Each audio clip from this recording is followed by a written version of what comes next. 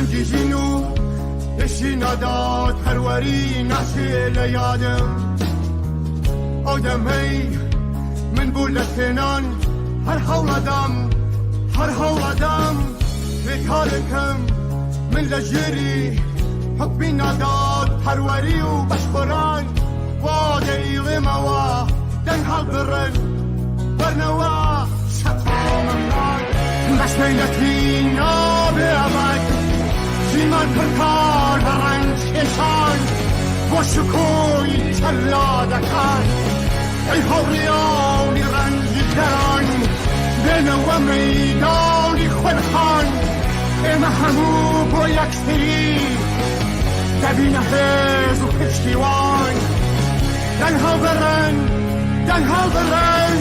ورنوا شقا مکان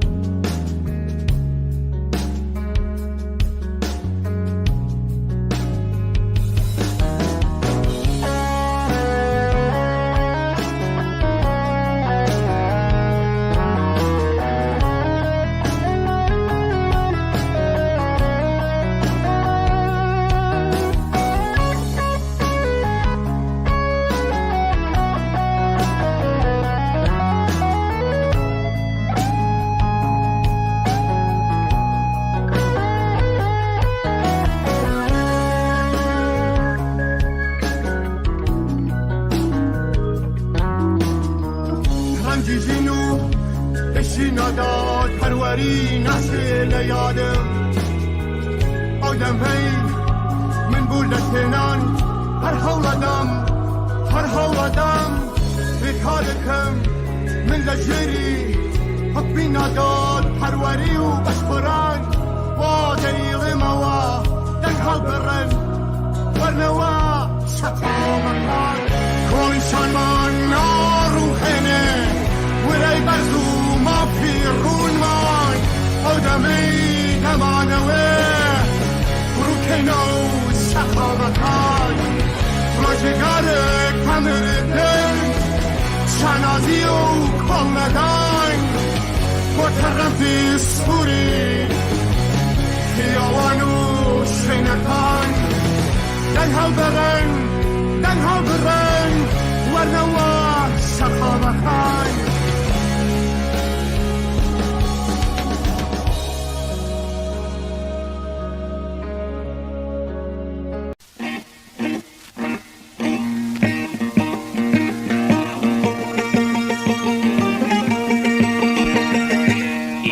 geldik şerrecini ezdekim kurdi uramani bimrine yare gel ajunta dijiyetiya popular iro geldik şerrecini ezdekim kurdi uramani bimrine yare gel ajunta dijiyetiya popular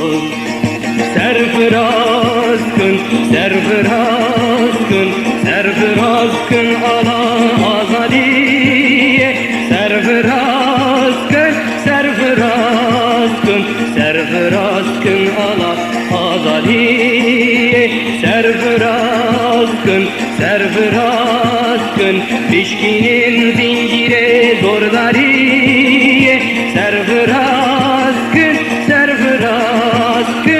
serfiraz kın ala azadiye Dırandın bir feden aki Hatına mebibi sosyalist Ve sebeji iro kweştir cebe Ewe biro kamı nutebe Dırandın bir feden aki Hatın ve bibi sosyalist Ve sebeji iro kweştir cebe Ewe biro kamı nuebe Serfiraz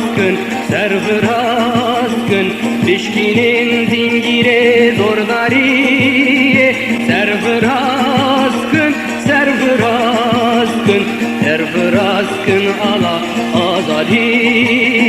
سرفراز کن سرفراز کن بشکینین زنجیر زورداری سرفراز کن سرفراز کن سرفراز کن آلا دیگر بی خبر آفرین هر وقت دیگر می آوریم دیگر بی خبر آفرین هر وقت دیگر می آوریم کوتگر سوسم دیداری خنجی و اوی ملت بسر دستی بجی کوتگر سوسم دیداری خنجی و اوی ملت بسر دستی بجی دیگر بی خبر آفرین هر وقت دیگر می آوریم دیگر بی خبر آفرین هر وقت دیگر می آوریم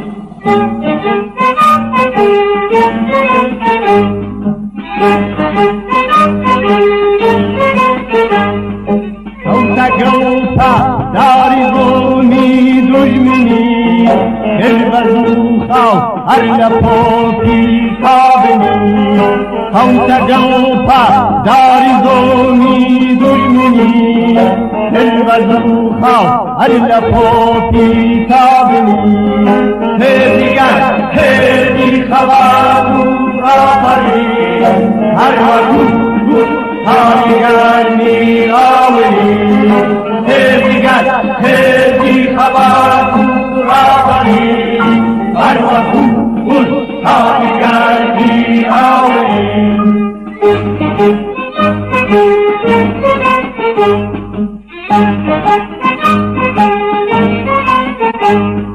مشعلی آزادی ها کردیم بوگلن روشن به تاثور جیان مشعلی آزادی ها کردیم بوگلن روشن به تاثور جیان دیگر بی خبر آفرین هر وقت دیگر می آوریم دیگر بی خبر آفرین هر وقت دیگر می آوریم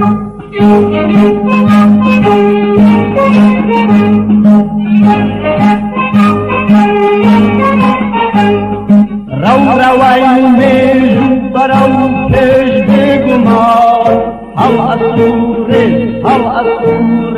دیوتا رو روی میجو برو پیش بگمان هم اسوره دیوتا دیگر بی خبر آفرین هر وقت دیگر می آوریم دیگر بی خبر آفرین هر وقت دیگر می آوریم دیگر بی خبر آفرین هر وقت دیگر می آوریم دیگر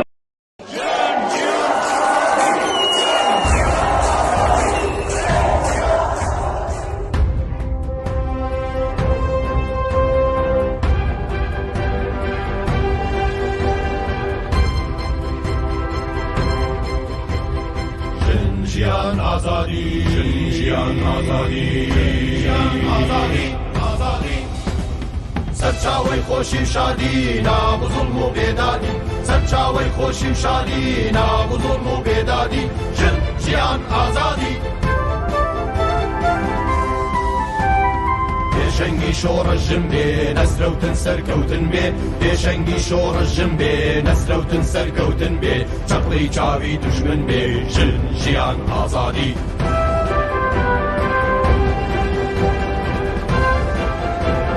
تۆ نامری ژینەگیان ناوت ڕەمزی بەرخۆدان تۆ نامری ژینەگیان ناوت ڕەمزی بەرخۆدان تێکرا دێڵێن هەمومان ژن ژیان ئازادی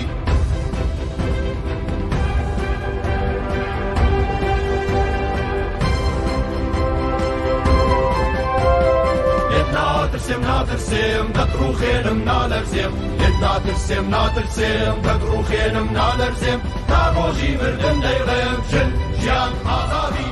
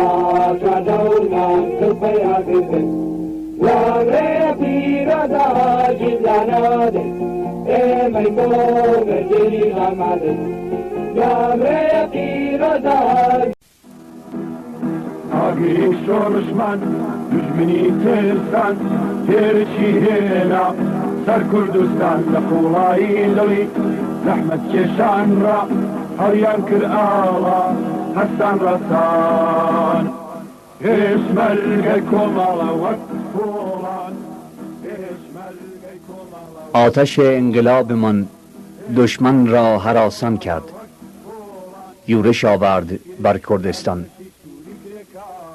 از اعماق قلوب زحمتکشان برافراشتند پرچم و به پا خواستند. پیشمرگ کومله همچون پولاد، لشکری از ارتش سرخ کارگران.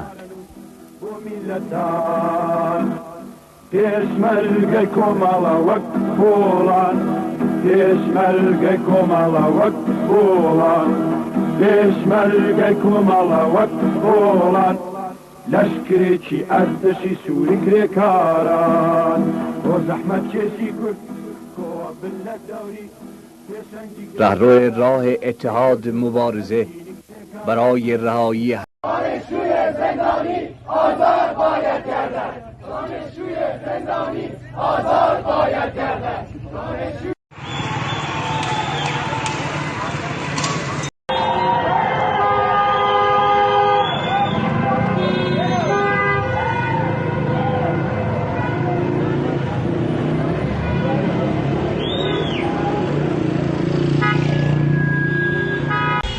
امروز پنجشنبه ئەم کارە تازە عەشێ بکرێت، ئەبێ تەواو بێت، ئەبێ ئیتر نەمێنێ ئەم کۆنا.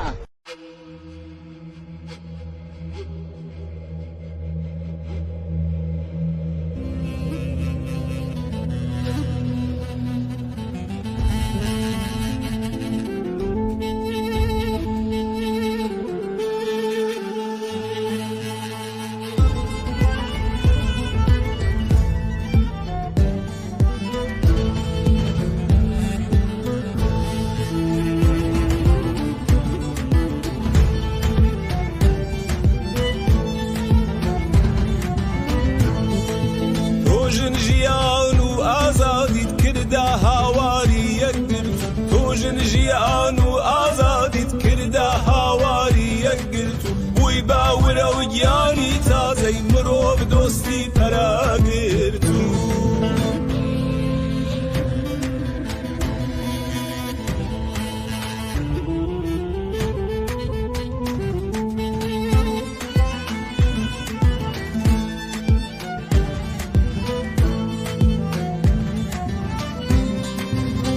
چە خوێناو یەکەی بەربەت بوو بە ئاڵای هاواری سوود باڵات بوو باڵی نیشان دەرشکاندی شەقڵی چی سنوور تۆ ژن ژیان و ئازادیت کردا هاواری یەکگرت و بووی باورە و گیانی تازەی مرۆڤ دۆستی پەراگرت و تۆ ژن ژیان و ئازادیت کردا هاواری یەکگرت و بووی باورە و گیانی تازەی مرۆڤ دۆستی پەراگرت و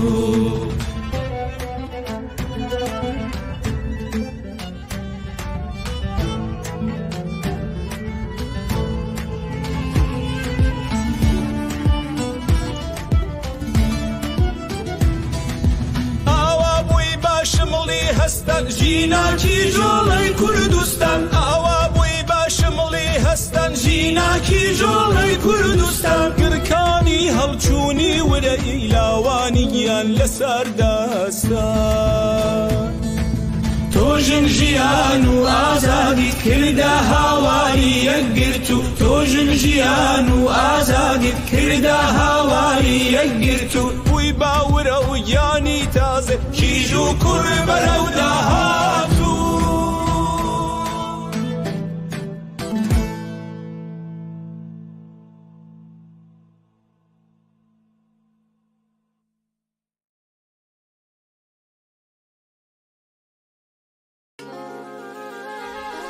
دلبرینم از زاینم دیروک دخواه دحوینم از زک بزک آزادیه شنو و به ولدینم دلبرینم از زاینم دیروک دخواه دحوینم از زک بزک آزادیه شنو و به ولدینم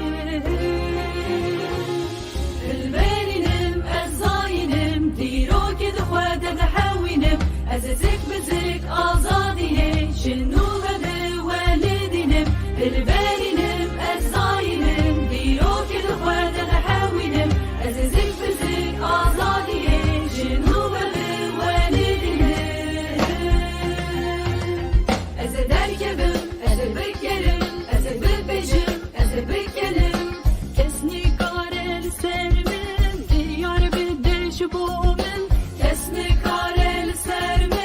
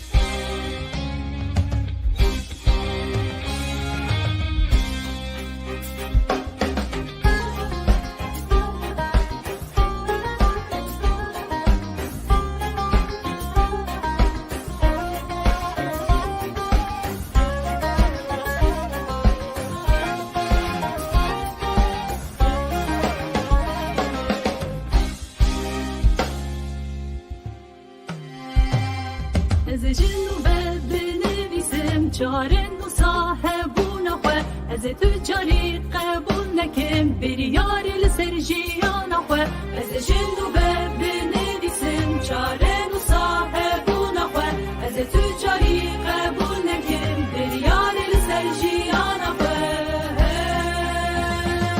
از درکبم از بکرم از ببجم از بکنم کسنی کار لسر من بریار بدش بو من کسنی کار لسر من بریار بدش بو من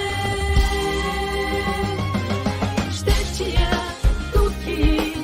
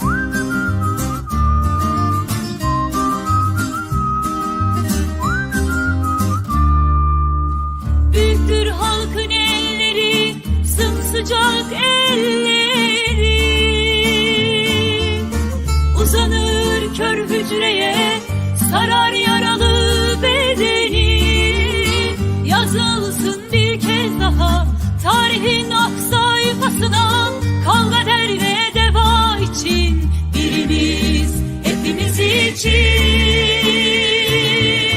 hepimiz birimiz için.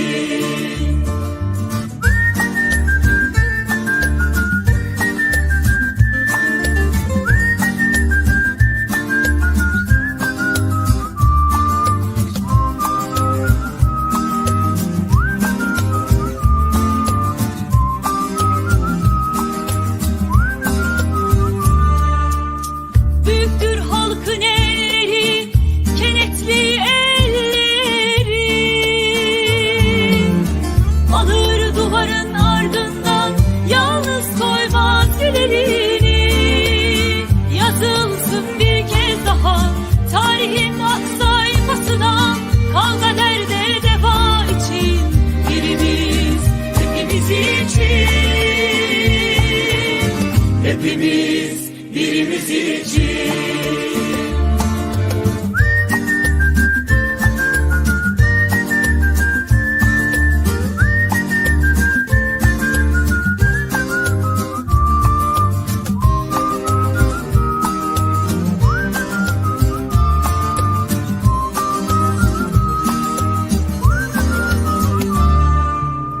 Büyüktür halkın elleri, öfkeli elleri, vurur gecesini namerdin, adı olur adaletin. Yazılsın bir kez daha tarihin ak sayfasına, kavga derde deva için, birimiz hepimiz için, hepimiz birimiz için. Yazılsın bir kez daha tarihin ak sayfasına, kavga derde deva için, birimiz hepimiz için, hepimiz.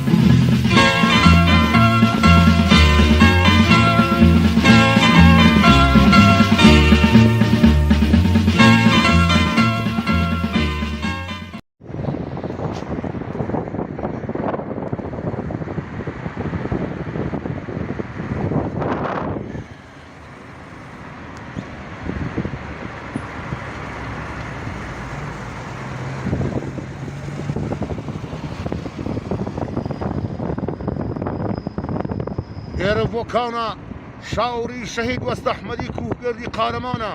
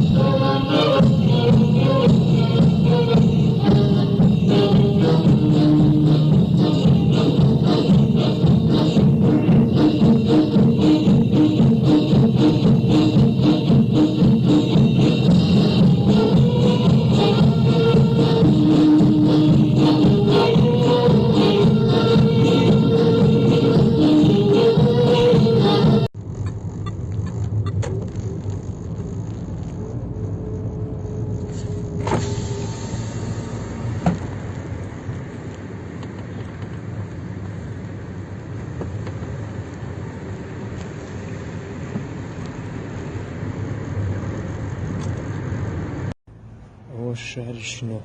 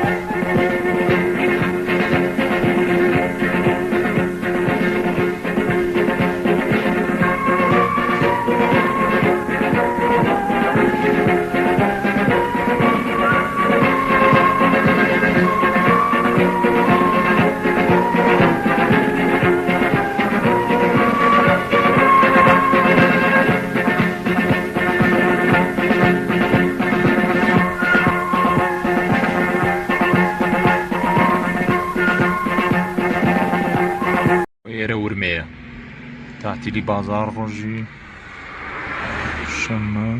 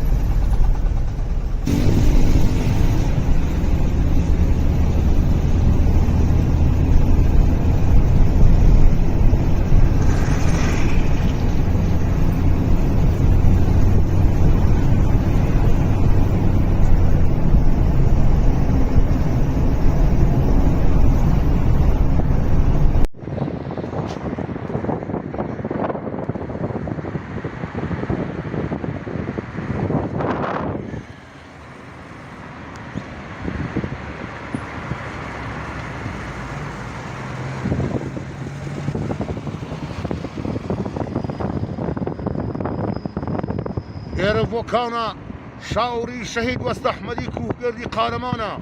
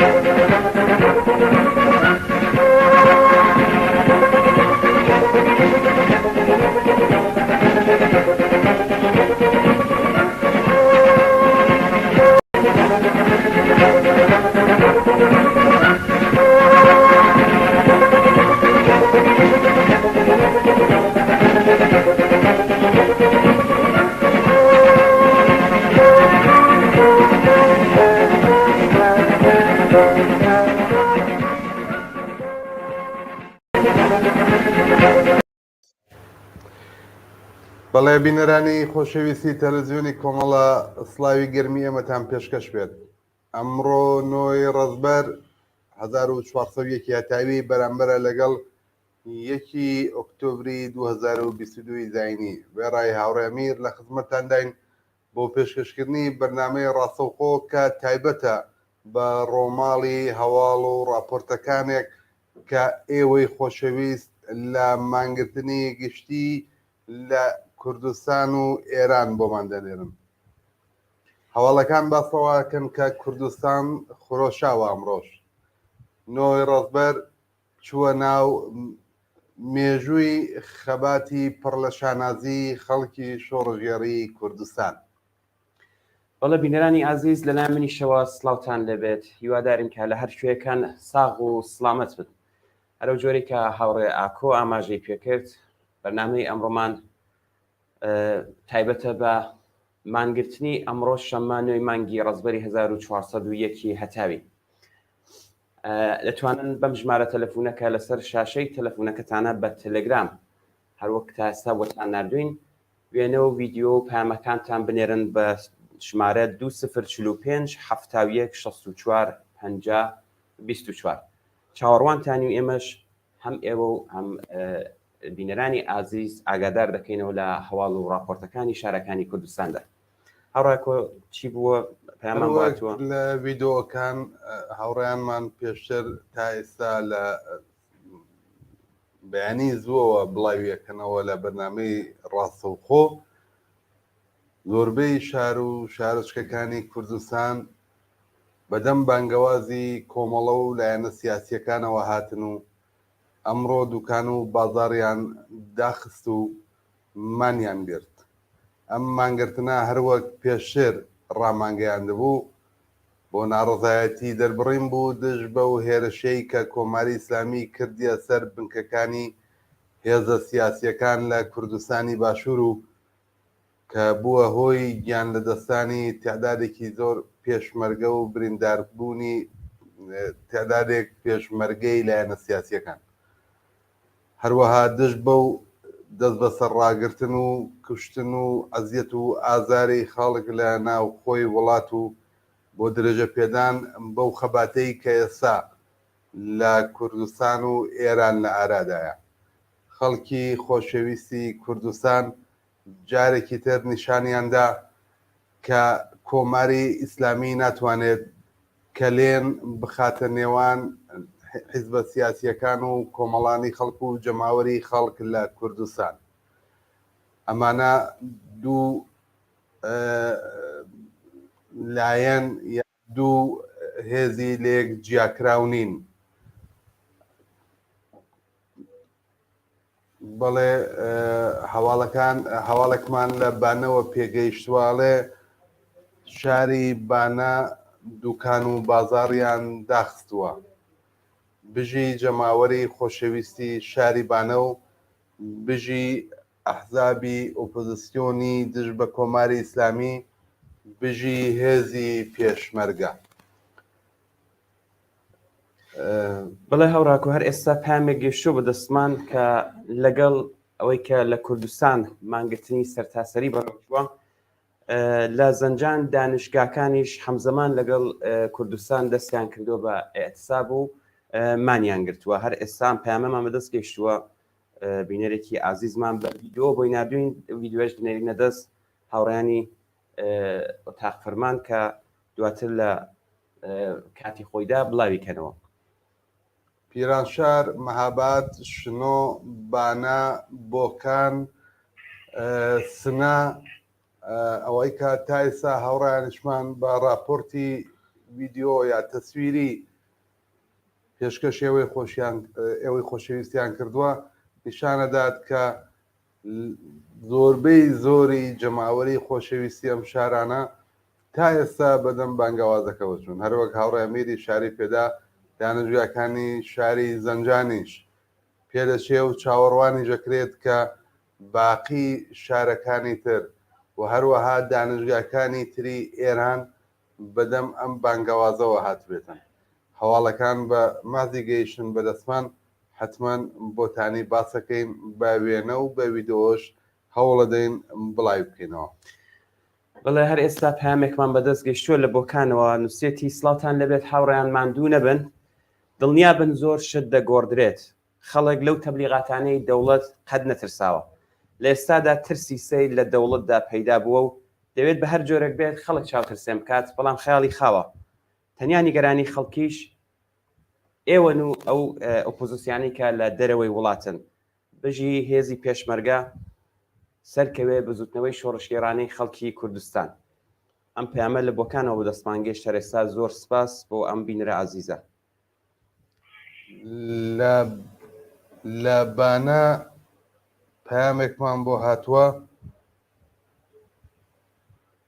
لە بانە پەیامێکمان بۆ هاتووە بە ویدۆ کە نیشانەدات خەڵکی شاری بانە بە شێوەی گشتی پێشوازیان کردووە.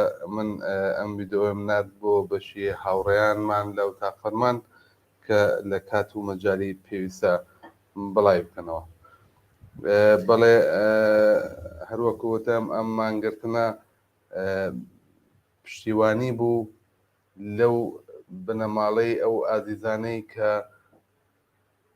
لە ڕۆژی چوارشەمبە لە ئەنجامی هێرشی کۆماری ئیسلامی بۆ سەر کەمپی خەڵکی بێتاوانی ئەوانەی کە لە دەوروبەری لایەنە سیاسیەکان نیشتەجێ بوون ژن و منداڵێکی زۆر تیاچوون لە هەواڵەکانە پێشتر باسی لێکراوە هەروەکو ئاماژشمان پێداوە لە لێکدانەوە جۆراوجۆرەکان لە تەلەڤیزیۆنی کۆمەڵە و لە باقی ڕاگەیاندنەکانی ترە بە وردی قسەی لەسەرکرا ئەم هێرشە ترس و خۆفی ڕژیم بوو لە ئەو ناڕزایەتی کە لەسەر شەقام و لەسەر خیابان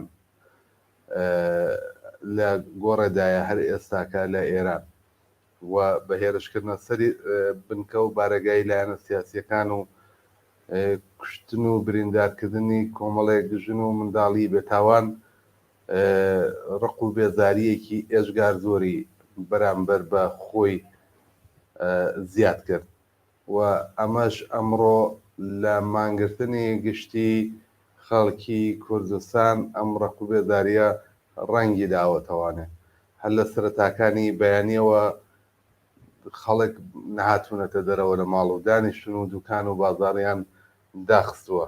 زۆر سپاس بۆ بینەرانەی کە هەر ئێستا بەردەوام وێنە و ڤیدیۆمان بۆ نێرن بۆ تەلەڤیزیۆنی کۆمەڵە ئێمە هەوڵەدەین لە مەجالە بە پێی کات و بە پێی هاوڕێیانی بەشی وتاقفەرمان و بەشی تکنیک ویدۆکانتان وێنەکانتان بۆ بڵاوکەینەوە. بڵێ ئازاد لە سنە هەر ئێستا پامێکی نردووە ماندوو نەبن جارێکی تر مانگرتنی سەرتاسەری لە کوردستان بەڕێوە چووە و نایەکی قورس و قایم بە ڕژیمی داگیرکرد دراوەتەوە داواکاریەکیشی کرۆکتێتی ئەگەر دەکرێت ئەم وێنە ویددیوانەی کە بەدەستان دەگات زوو بڵاویکەنەوە کە هەموو بینەرانی لێ ئاگادار بێتەوە هەموو لە شارەکانی کوردستان هەموو ئاگاداری یەک بن کە مانگرتن سەرتاسەریە لە کوردستان. زۆر سپاس بۆ ئازاد لە سنەکە ئەم پامی نردوو. کاگرەسۆڵی عەزیزیان سڵاوی ناروە بۆ بەرنامەکە وەڵێت جگەلەوەی کە لە ناوەوەی کوردستان ئەم مانگرتنە ڕاگەیەندراوە بینەرانی خۆشەویستی تەلەڤیزیۆنی کۆمەڵەش ئاگادار بکەن کە هەر ئەمڕۆ لە زۆربەی شار و پایتەختەکانی وڵاتانی دنیاش ئەکسیۆنی ناڕەزایەتی دژ بە کۆماری ئیسلامی بەڕەوادچێت و لەم تەلەڤیزیۆنەوە ئێمەش داواکەین لە هەموو ئەو بینەرانەی کە لە شوێنە جۆراوجۆرەکانی دنیا ئێستا ژیانەکەن لە ئەکسیۆنهای ناڕەزایەتی دژ بە کۆماری ئیسلامی بەشداری بکەن و پشتیوانی خۆتان لە ناڕەزایەتی خۆپیشاندان مانگرتنی خەڵکی شۆڕژێری ئێران و کوردستان بە تایبەتی ڕابگەێنن. زۆر سپاس. هەر ئێستا وێنێ ویددیوەیەکمان بۆ هات لە جوانڕۆوە نووسێتی هاوڕێیان هەر ئێستا جوانڕۆژ بە مانگرتنی سەرتاسەری لە کوردستانەوە پەیوەست بوو بژی هێزی پێشمەرگەی کۆمەڵە بژی بزوتنەوەی شۆڕشگێرانەی خەڵکی کوردستان زۆر سپاس بۆ ئەم بینەرە هەر ئێستا ڤیدیۆکە دەنێرین بۆ ئۆتاق فەرمان کە لە کاتی خۆیدا بڵاو بێتەوە. سپاس بۆ ئەم بینەرەش. هاوڕێکۆ زۆربەی شارەکانی کوردستان بمانگرتنەوە پێوەست بوون. سەسان چییە؟ زۆر بە خۆشحاڵیەوە کە دیارە لە ئەوەی کە تیشمان بە بنێرانی ئازیز دانشگای زەنجان هیوادارین ئەم دانشگانەیەکی هەشت لە شارەکانی کوردستان پێوەست بوون بەمانگرتنەوە. بەڵێ هەروەک چاوەڕوان کراو بوو تایبەتەن لەم دووسێ ڕۆژەی ڕابردوودا هەر لێکۆڵەرەوەیەکی سیاسی کە هاتوو باسی ئەم مانگرتنەیە کرد چاوەڕێیە کرد کە لە دوای ئەم دوو حوتووە لە خەبات و تێکۆشانی خەڵکی کوردستان و لە دوای ئەو پەلەقاژەیە کە کۆماری ئیسلامی هەم بۆ تەقەی ڕاستەوخۆ لە خەڵک لەسەر شەقام بۆ زیندانی کردنیان و بۆ دەست بەسەر ڕاگرتن و بەدووادا چوونیان پاشان بۆ ئەو هێرشەی کە کردە سەر بنکە و کەمپی لایەنە سیاسیەکان لە باشووری کوردستان و هەر ئێستاکەش کە ئێستا ئێمە پێکەوە قساکەین تۆپبارانی سەرسنوورەکات بەڵێ لەسەر شنە و پیرانشار تۆپباران دەکات. بڵێ ئەمە جوابی وەرگرت لەلایەن کۆمەڵانی خەڵکەوە چاوەڕوانیژە کرا کە ئەم مانگرتنە سەرکەوتوو بۆ پێشوازی لێ بکرێت. لە هەر حاڵ زۆر خۆشحاڵین زۆر خۆشحاڵین کە جارێکی تر خەڵکی کوردستان سەلماندیان کە لە خەبات و ناڕزایەتی دژ بە کۆماری ئیسلامی بۆ ساتێکیش پاشەکشێ ناکەن هیچ پلان و سەناریۆیەکی کۆماری ئیسلامی هیچ ترس و وەحشەتێک کە کۆماری ئیسلامی بیەوێ بیخاتە دڵی خەڵکی کوردستانەوە ناتوانێت پاشەکشێ بەو خەبات و تێکۆشانە بکات کە لە تووری چواردەیە درێژەی داوە و لەم دوو حوتوی ڕابردووە دوای قەتڵی حکوومەتی مەسای ئەمینی یا ژینای جوانمەرگ لە ئەوجی خۆیان بوو ڕوو لەگەشە بوو. هەر حاڵ ئەوەی کە ئەمڕۆی بینین لە کوردستان لە درێژەی خەباتی چواردەیە بێوچانی خەڵکی کوردستانە دژ بە کۆماری ئیسلامی. وەڵە پامێک لە مەریوانەوە هاتووە میم لە مەریوان نێوی کاملی خۆی نەنووسیوە سوێتی کۆماری ئیسلامی با بزانێ ئێمە و ئەحزابی سیاسی لە کوردستانی باشوور هەمیشە هاودڵ و هاودەنگ و یەکگرتووین بژی بزوتنەوەی شۆڕەشگەرانەی خەڵکی کوردستان. زۆر سپاس بۆ ئەم بینەرە بەڕاستی زۆر فشەیەکی ڕاستە کە کۆماری ئیسلامی پێوە بێمە لەگەڵ جەماوەری خەڵک بەم کارانەی لێکدا دەبڕین هەروەکو خۆ ئاماژەت پێدا. ساڵانێکی زۆرە کۆماری ئیسلامی هەوڵەدات کە نیشان بدات لایەنە سیاسیەکان و کۆمەڵە جێگە و پێگەیانە ناو دڵی خەڵکان نەماوە. هەوڵەدات نیشانی بدات کە ئەم لایەنە سیاسیانە تەواو بوون و ئەوەی کەماوە دەسەڵاتی نگریسی کۆماری ئیسلامی و لە دوای ئەو هەموو سناریۆ باسمان کردووە پێشتر دروستکردنی فیلم و دەکۆمنت و هەموو ئەبزارە تەبلیغیەکان کە لەناو خۆ بەدەستیەوێتی هەر لە مەدرسەوە لە منداڵیەوە لەگەڵ لاوانی ئێمە دەست پێکات هەتاکوونێ ئەچێتە تا ناو بم بە دانشگا رادیۆ تەلەڤیزیۆن ڕۆژنامە هەموو شتێکی لە اختیارە جگە لە هەموو ئێمە ئەبزاری سەرکوب و خەفەقان و ترس و خۆپیشی بەکارهێناوە هاوکات لەناو خەڵکی کوردستان لە ئەنوا و ئەقسام کارهای مربوط بە بەسیجی دانش ئامۆزی و دروستکردنی بنکەهای سەر بە خۆیان و دانی پوڵ و خۆراک و ئوردوهای جۆرا و جۆری تەفریحی کە بۆوانی دروست کردووە زۆری هەزینە کرد کە خەڵک لە لایەنە سیاسیەکان دابڕێ بەڵام هەروەکو خۆشمان نەزانین و ئاگادارین ڕۆژانە پۆل ئەم لاوانە بە ڕیزی هێزی پێشمەرگەکان پێوەستە بن بە تایبەت کۆمەڵە ئاگاداری کە ڕۆژانە خەڵک و لاوی کش و کوڕی شۆڕەژێر لە کوردستان داخوازی پێوەست بوون بە بەشە جۆرا و جۆرەکانی تەشکیلاتن چ لە ناوەوە چ لە بەشی عەلەنی و ڕیزی پێشمەرگایەتی و ئەم ماوەش دوای دروستبوونی ئەم ناڕەزایەتی و بڕیاری مانگرتن لە 28 خەرمانان و ئەم ڕۆژ جارێکی تر سابت بوو بۆ کۆماری ئیسلامی کە خەڵک و کۆمەڵە و باقی لایەنە سیاسیەکان لێکدابڕانیان ئاسان نییە. هێزێک کە لە ناو دڵی کۆمەڵانی خەڵکاوێت، هێزێک کە جێگە و پێگەی کۆمەڵایەتی بێ، هێزێک کە خۆشەویستی ناوجەماوەر بێ، نە بە دروستکردنی سەناریۆ، نە بە ترس و خۆف و وەحشەت و بۆمباران ناتوانن دەیەکیان داببڕن. ئەمڕۆ نۆی ڕازبەر شاهیدێکی ترە بۆ ئەو ئیدعایە. بانگرتنی گشتی خەڵکی شۆڕژێڕی کوردستان و بەدەم بانگەوازەکەی لایەنە سیاسیەکانەوە چوون خۆی نیشانێک لەو ڕاستیەیە. بەڵێ بۆ ئەو بینەرانەی کە ئێستا دەمانبینن کە پێیان بڵێن مانگرتن لە زۆربەی شارەکانی کوردستان بەڕێوە چۆوە هەر دێت و زیاتریش پێوە پێوەست دەبێت و ڤیددیۆ و وێنەمان بۆ دەنێرن. جارێکی تر دەیڵێنەوە کە ئەگەر ڤیددیۆ یا وێنەتان هاتە دەست بەم ژمارە تەلەفۆنی کە لەسەر شاشەی تەلەفۆنەکەتانە بۆمان بنێرن و ئێمەش بینەرانی لێ ئاگادار دەکەینەوە. هاوڕێ ئاکۆ ئەو بینەرە داواکاری ئەو بوو کە ئەگەر دەکرێت زوو ڤیددیوانی کە بەدەستان گەیشتووە بڵاو بێتەوە. ئەگەر دەکرێت هاوڕێیان ئەم ڤیددیوانی کە تا ئێستا بەدەستمان گەیشتووە بڵاویکەنەوە کە بینەرانی لێ ئاگادار بێت.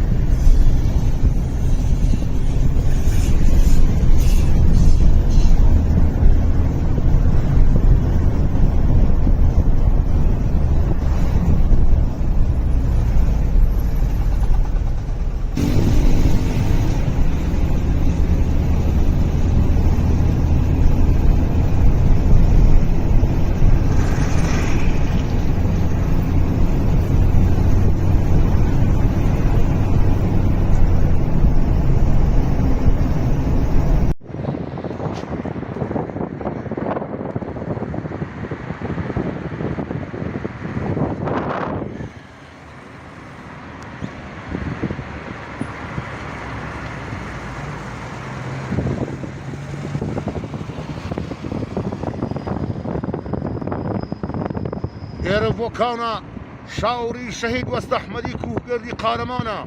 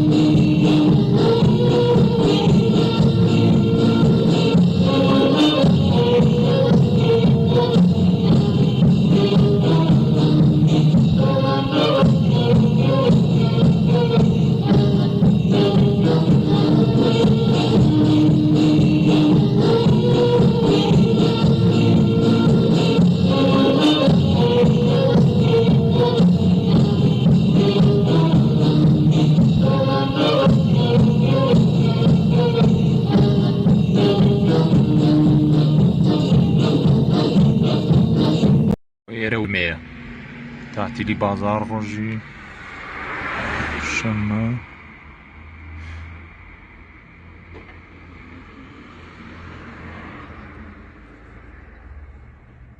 ئێرە ورمەیە تاتیلی بازار ڕۆژی شەممە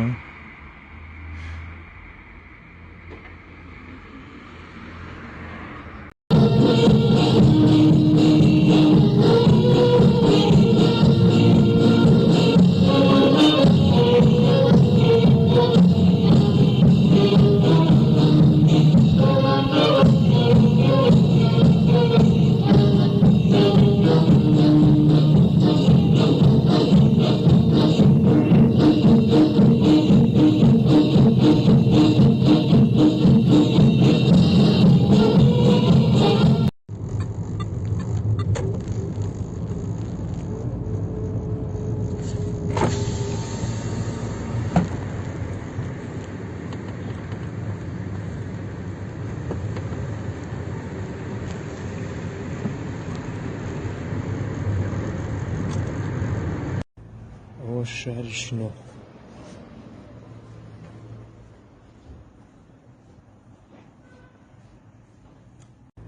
ئەوە شاری شنۆ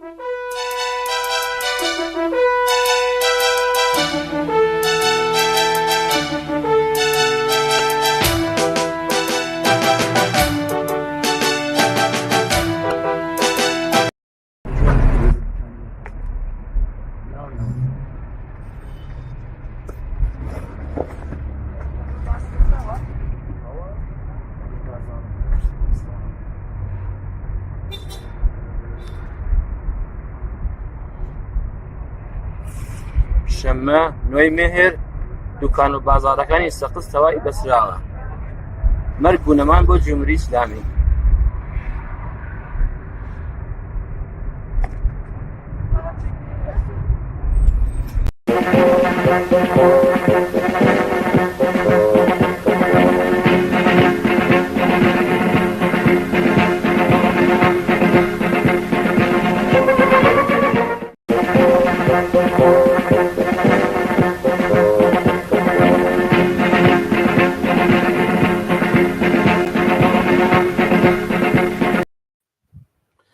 بەڵێ بینەرانی خۆشەویست ئەوەی کە لە ڤیددیۆیانە بینیتان بەرەو پیری مانگرتنی نوێمێر یان نوێ ڕۆژبەر بوو کە هەر ئەمڕۆ لە کوردستان بەرەوە دەچێت. تعدادێک پێیانمان بۆ هاتووە گلەیەکەن لە بەعزە دوکاندار هەیەک کە لە بازە خیابان هەیەک ڕۆشنیان کردووە، ببەخشن دەرگایان کراوەتەوە، دایان نەخستووە بەرەو پیری مانگرتن نەچون. داوایان کردووە لە ئێمە پەیامێک بدەین بەوا دیزانم. ئێمە لێرەوە مڕوو لە هەموو ئەو کەسانی کە تا ئێستاش دوودڵن ڕاڕاین یاکو دەترسێن لەوەی کە دوکانەکانیان دابخەن، شوێنی کاریان بەجێ بێڵن و بەم مانگرتنە پێوەستن. داواکەین کە لەم حرەکەتە جەماوەریە بەشداری بکەن، لەم حرەکەتە با جێ نەمێنن. ئەمە اعتسابێکە کە زۆربەی هەرە زۆری کۆمەڵانی خەڵک لە کوردستان ئێستا بەرەو پیری چوون. بە تاک و بە کۆ لەم حرەکەتە بەشداری بکەن، بە قەولی ئەم هاوڕێیەمان لەم پەیامە و توێتی با لە جەماوەر جێ نەمێنن. تعدادێک وێنەمان بۆ هاتووە لەو کەسانەی کە لە ڕێزە خیابانێکا یەک دوکان کراوەتەوە. ئێمە پێشتر وتومانە لە بازە شوێن هەیە کە پێداویستی ڕۆژانەی خەڵکی تایە، وەکو بازە نانەواخانە هەیەک لە شوێن لە ناوگەڕەکەکانە یا مەسەلەن شوێنی بیمارستانەوانەی کە خەڵک ڕۆژانە مڕاجعیان پێکەن کێشە نییە. بەڵام باش ئەم وێنانە کە بۆ ئێمە هاتووە شوێنگەلێکن کە ئەگەر هیچداخرێت یا ئەگەر نەیکاتەوە هیچ ئیتفاقێک ناقەومێ. شوێن مەسەلەن لەوازمی خانەگی تایە، یاکو فڕش فرۆشی تایە، یاکو شیرینی خانەیە. ئەمانە لە حاڵ ئەکرێت ئەمڕۆ بەم مانگرتنە پێوەست بن و پەیامی ئێمە جگەلەوەی کە داخوازیەکان دەرخاستمانەوەیە کە ئەوانیش دەڕابەی دوکانەکانیان دابنەوە و دوکان و بازاڕیان دابخەن و بە ڕیزی جەماوەر پێوەست بن. ئێمە ناتوانین لێرەوە شتێکی لەوە زیاتر یا پەیامێک لەوە زیاتر بنێرین. لە هەر حاڵ وێنەی ئەو دوکانانە ئەو شوێنانەی کە تایسە کراوەیە لەلا زۆرمان بۆ هاتووە، زۆرشمان بەدەست گەیشتووە. داواکەین کە دایخن. بەڵێ هەرۆک جۆرێکە لە ڤیددیۆکاندا دیتان کامیاران دیواندەرا و هەر ئێستاکەش دێولان بەم مانگرتنەوە پێوەست بوون. بینەرێکمان لە مەحابات بە ناوی هەڵۆ پامێکی بۆ ناردوین. دووسێتی سڵاو ڕێز بۆ ئێوەی خۆشەویست و هێژا. سەرەتا دەستخۆشی لە ئێوە دەکەم کە ئاوا بە شوێن بڵاوکردنەوەی ئەم حواڵە بەشکویانە. هەروەها دەستخۆشی لە خەڵکی شۆڕشێری کوردستان دەکەم کە ڕۆڵەکانی خۆیان بە تەنیا بەجێ نەهێشت. تکایە ئێستا کاتی خۆیەتی نەزەری جریانەکانی دیکەی فعال لە کوردستان وەربگرن کە ئەوانیش بانگەوازی ئەم مانگرتنیان داوە. ئەم خەباتە پانوبەرینە بەشکۆیە لەو ڕۆژە سەختانەدا ورە دەخاتە نێو کۆمەڵانی ڕاپەڕی و لە سەراسەری ئێران. زۆر سپاس بۆ هەڵۆی ئازیز کە لە مەحاباتەوەم پامی نردن.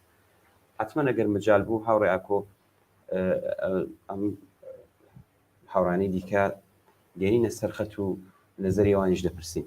بەڵێ پامێکمان لە شنەوە باتوە هەڵبەت ئەم بەڕێزە یارمەتی ئەو بینەرەی داوە لە شنەوە لە شارێکی ترەوەیە بە تەلەفۆنی کردووە بۆ ئەو بەڕێزە و توێتی کێشەی ئینتەرنێتمان هەیە فەزا میلیتاریزەیە و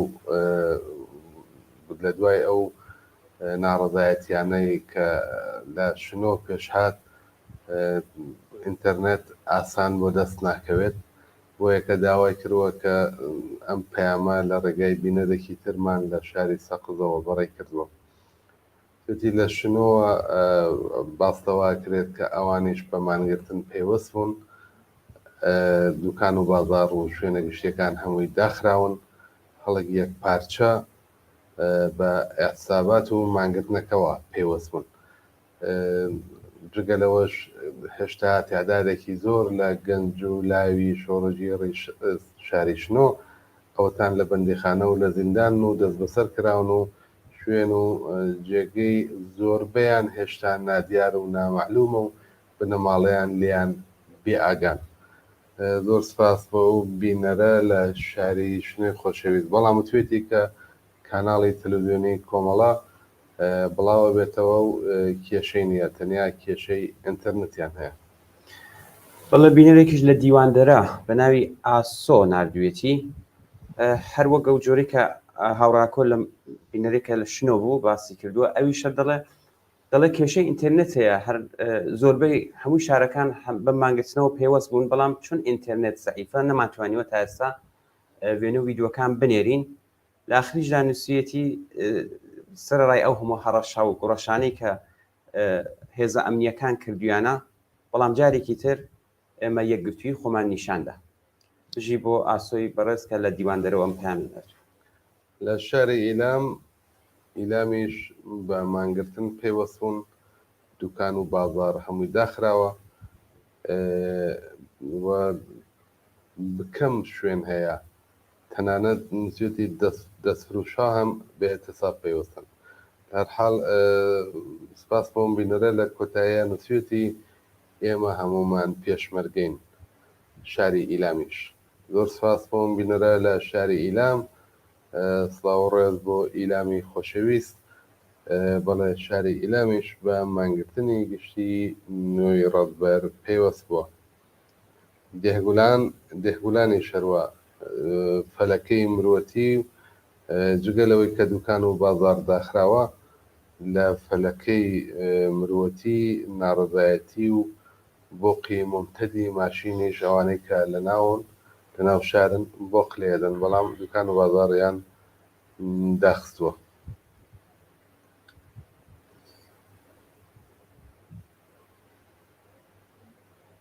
بەخشە ئەوەی پێشوو دێگولان فەلەکەی مرۆتیەکە هینی شاری بانە بوو، باستەوە کات کە لە شاری بانە لە فەلەکەی مرۆتی ویدۆکەشی نردووە، بەڵام شاری دێگولانیش هەر بەو ئەتسابە پێوەست بوون، دوکان و بازاڕیان داخستووە. بڵێ لە بۆکانیش پامێک هاتووە هاوڕاکۆ. سەرەتا وتوێتی یەکگرتن ڕەمزی سەرکەوتنە، هاوڕێیان بزەی کەنینی شۆڕژگەڕانەتان دەیسووتێنێت دڵی دوژمنان. مانگرتن سەرکەوتوانە لە تەواوی کوردستان بەڕێوە چووە، بژی هێزی پێشمەرگەی کۆمەڵە، بژی هێزی پێشمەرگە. زۆر سپاس بۆ ئەم بینەرەکە لە بۆکانەوە پەیامی نردووە. بەڵێ لە هەواڵەکان باس لە دانیشگاکانی مەشهەد، زەنجان وە تەعدادێک لە دانیشگای ترەکات کە ئەوانیش بانگەوازی مانگرتنیاندا بوو و پێشوازیان لە مانگرتنی گشتی لە کوردستان کردووە. تەعدادێکیان لە محەوەتەی دانیشگا دانیشتن و نەچوونەتە کەلاسی دەرسەکانیان و میتینگێکیان بۆ خۆیان وەڕێخستووە و عەمەلەن لە ئاعتسابدان ئەم دانیشتوویانە. بەڵێ باسی دانیشتووەکانت کرد، پێمان لە ڤیدیۆکانیشدا خۆتان دیتان دانیشتووەکانی دانیشکدەی پزیشکی دانیشگا ئازادی تاران سەرڕای ئەوەی کە مانیان گرتووە، دروشمیش دەڵێنەوە بۆ ئەوەی کە ئەم دانیشتوانی کە دەست بەسەرکراون دەبێت ئازاد بکرێت. لە ڤیدیۆکەشدا خۆتان دیتان کە بە دروشم و بە مانگرتن هەموو دانیشتوەکان کۆبوونەتەوە لە بەردەم دانیشگا ئازادی تارە. دانیشگای خواڕەزمی کەرەج هەر ئێستا لە ناو مەحەوەتەی دانیشگا کۆبوونەتەوە، پشتیوانیان لە مانگرتنی خەڵکی شۆڕژێڕی کوردستان کردووە و بەش دروشمی نەتەرسیت ما هەمێ بە هەمەسیم میتینگێکیان وەڕێخستووە و تا ئێستاش درێژەی هەیە ویدۆکانیان نردووە و هاوڕێیانمان حتمما لە درێژەی بەرنامەی ئەمڕۆیە بڵای دەکەنەوە دانیشگای خواڕەزمی کەرەج. بەڵێ لە مەریوان پامێک هاتووە وتوێتی سەرڕای ئەوەی کە کۆمەڵێک بەشی لە هێزە ئەمنیەکان لەسەر شەقامەکانن تەعدادێکیان نردوتە ناو کوچە و کۆڵانەکان بە هەراو دەنگەدەنگ دانەوێ ترس و خۆف بخەنە دڵی خەڵکەوە بێنە دەرێ لە ماڵەکانیان و چند دوکانەکانیان کۆبکەنەوە. بەڵام لە ئاخردا نووسیەتی ئێمە هەر جوابی هیچمان نەداوەتەوە هەموو دوکان و بازار لە مەریوان یەکپاچە داخراوە و مانیان گرتووە. سپاس بۆم بینەرەش.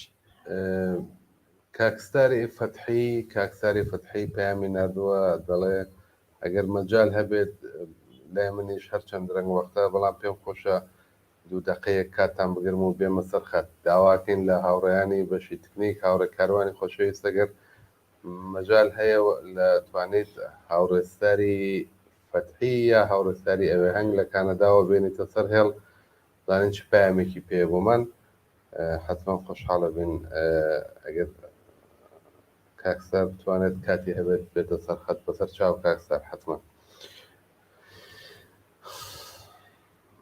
بەڵێ لە فەیسبووکیش هاوکات بەرنامەکە لە ڕێگای تۆڕی کۆمەڵایەتی یا لە ڕێگای ئەکاونتی کۆمەڵە میدیا نێتوۆرک بە شێوەی ڕاستەوخۆم بەرنامە بڵاو بێتەوە لەوێش کۆمەڵێک پەیامی پیرۆزبایی و دەستخۆشی هەم بۆ بەرنامەکە و هەم بۆ خەڵکی شۆڕەژێڕی کوردستان هاتووە کە ئەگەر مەجال هەبێت ئەوانەش ناوەناوە ئیشارەیەکی پێەکەین. کاک ڕەحمانی غوڵامی نسوێتی بژی یەکگرتووی و یەکڕێزی خەڵکی کوردستان دژ بە گرتن کوشتن و بۆمباران. زۆر سپاس بۆ کاک ڕەحمانی غوڵامی خۆشەویست. بەڵێ بینەرێکیش لە سەقزەوە پامی نردووە ناوی خۆی نەنووسیوە بە فارسی نووسێتی کە هەرواش بۆتان دەخێنمەوە. بەرای ئاگاهیداری شما کاک ئاکۆ و کاک ئەمیر شارێ سەقز ئەکسەریەتە مردم بە احتساب سەراسەری پێوەسان مردم بەرابەریتە لەبێ کوردستان و ئیران کۆمەڵەوە حیزب کۆمونیست ئیران ئۆردگانیشین نیست درەختیست کە کاشتاست در کوردستان و ئیران ئابیاری میشەوەت. زۆر سپاس بۆم بینەرە کە هەر ئێستا لە سەقزەوە پامی نردووە. لە شاری دیواندەرەشەوە ویدۆیەکمان باتوە ئێمە هەوڵەدەین ئەم ویدۆیە بگەێنینە دەست هاوڕیانمان لە بەشی تکنیک بڵای بکەنەوە. شاری دیواندەرەی خۆشەویستیش کە لەم چەند ڕۆژەی دواییە کوشتە و برینداری زۆریدا لەسەر شەقام و ئێشتاش فەزایەکی میلیتاریزە هەیە لەو شارە و پاشان دەست بە سەرکراوێکی ئەژگار زۆر هەیە بەڵام چاونەترسانە بە پێشوازی ئەم بانگاوازەوە هاتن و ئەمڕۆ دوکان و بازاڕیان داخستووە و بە ڕیزی مانگەسوەکان پێوەست بوون. سڵاو و درود بۆ شاری دیواندەرەی خۆشەویست. بەڵێ هەر ئێستاکەش ڤیددیۆی هاتووە لە کەرەج ڕوبەڕووی دانیشگا ئازاد هەر ئێستا زۆریەک لە دانیشتووەکان لەوێ کۆبوونەتەوە و مانیان گرتووە دروشم دەڵێنەوە. ئێستا ڤیددیۆکە دەنێرین بۆ بەشی هاوڕێیان لە وتاق فەرمان کەم ڤیددیۆش بتوانن بڵاو بکەنەوە.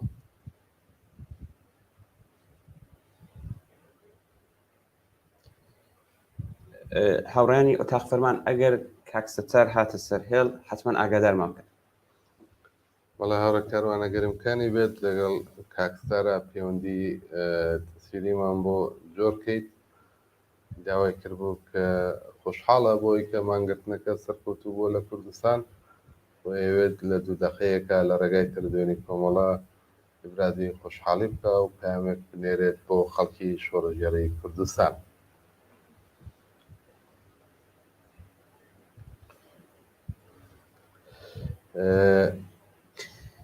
هاوڕاکۆ یەک ڤیددیۆی دیکەشمان لە بۆکانەوە بۆ هاتووە نووسێتی هاوڕێیان ماندوو نەبن من هەر بەیانی زووم ڤیددیۆیم گرتووە بەڵام بەداخەوە ئینتەرنێت زۆر زەعیفە درەنگ ڤیددیۆکانتان بەدەست دەگات خۆشی معرفی نەکردووە زۆر سپاس بۆی کە ڤیدیۆت نردووە هەر ئێستا دەینێرین بۆ هاوڕێیان و بۆ بڵاوکردنەوە ئامادە بکەن سپاس بۆی باشباس لە شاری کرێژ ڕوبەڕووی دانشگای ئازاد ڕوبەڕووی دانشگای ئازاد لە شاری کرێژ هەر ئێستا مانگیراوە نەچونەتە ناو دانشگا و میتینگێکیشیان وەڕێخستووە لەو شارە لەو دانشگا هەرحاڵ حتمما لە دوایی لە هەواڵەکان لە بڵاوکردنەوەی ڤیدیۆکان نادێت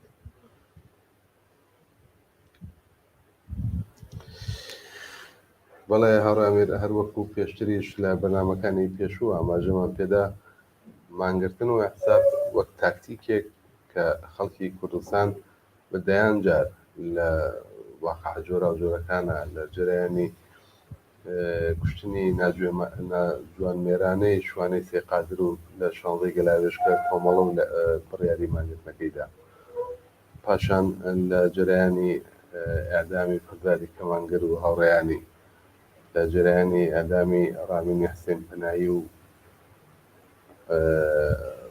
دوایەوە وەختێ بۆمبارانی مۆشەکبارانی کردەکانی حەجیر و شوانی سێقادری و شوانی سێقادری یەکەم بوو دوایەوە لە ئاخرین جاری شاکە لە 28 خەرمانان و ئێستا شنوێ ڕەتبەرە لەدانە بەدانێمانە خەڵک لە تاکتیکی ئەحساب و مانگرتن کەڵکی وەرگرتووە لەم هەلوو مەرجەشە بڕوای زۆریەک لە هەڵسوڕاوانی سیاسی و ئەوانەی کە کۆمەلگای ئێران و سیستمی دەسەڵاتدارێتی کۆماری ئێستانی بەباشیە ناسن و ڕۆژانە بە وردی چاو لە ڕووداوەکان و واقعەکانی ناو کۆمەلگای ئێرانەکەن بە تەشخیصێکی دروست ئەمڕۆیان لەم هەلوو مەرجەیە بە مانگرتن فەراخاندا کە ئەمە خۆشبەختانە جارێکی تر لەلایەن خەڵکی کوردستان نەتیجەی وەرگرت ئەوەی کە ئێستا گرنگە ئەوەیە کە ئەم نەوع لە تاکتیکە خەریکە پەراسێنن خەریکە سەراسەریە بێتەوە خەریکە شارەکانی تر هەر هەواڵمان پێگەیشتووە لە سیستان و بەلوچستانی ژەمڕۆ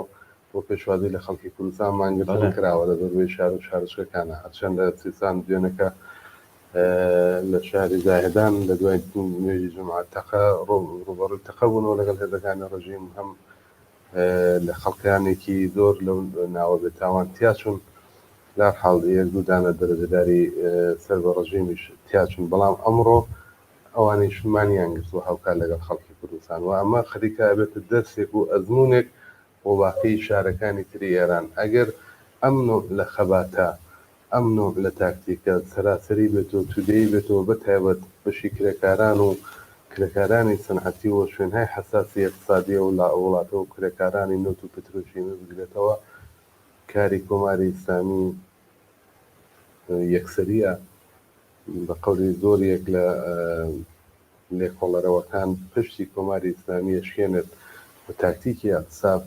تاکتیکێکی بەغایەت تاثیرگوزارە لە سەرنوشتی کۆماری ئیسلامی و تەنانەت بۆ دوای کۆماری ئیسلامیش کە خەڵک یەکگرتو و هاودەنگە بن و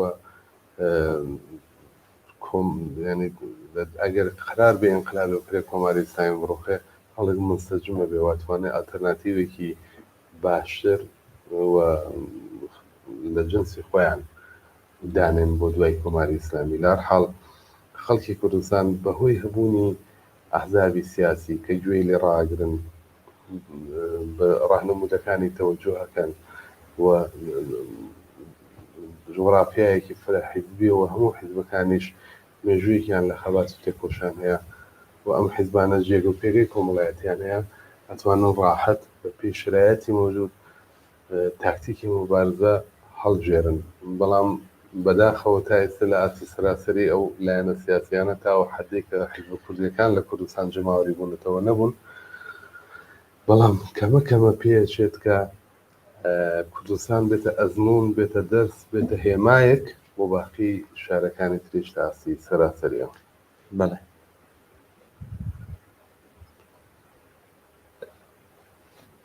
هاوڕێیانی ئۆتاق فەرمان پامێکمان بۆ تۆ پێشتر باو پامە بخێنینەوە